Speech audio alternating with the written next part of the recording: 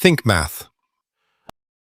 Here are the heights of one class, measured: 152, 167, 148, 161.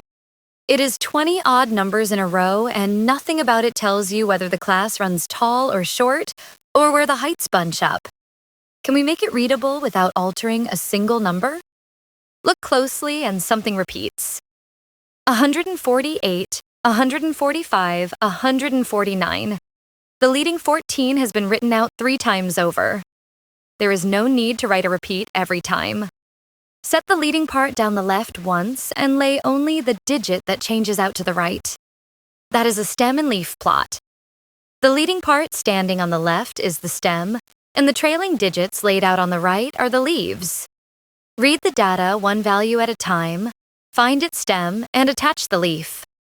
161 puts a 1 on the 16 stem, and 167 puts a 7 on the same one.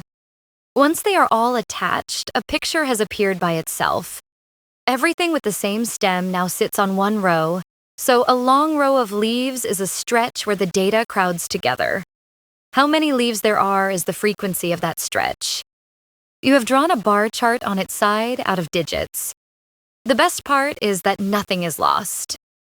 Put a stem back together with a leaf and you get 161, 167, the original values, untouched.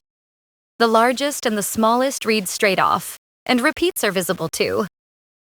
It has been organized and the information is all still there. So a stem and leaf plot writes each repeat once and turns the space that saves into a picture. That is how it shows the shape of the data without giving up a single value. Next time, what to do when there is far more data and we start grouping it into intervals. See you in the next one. A sip of math every day here at Think Math.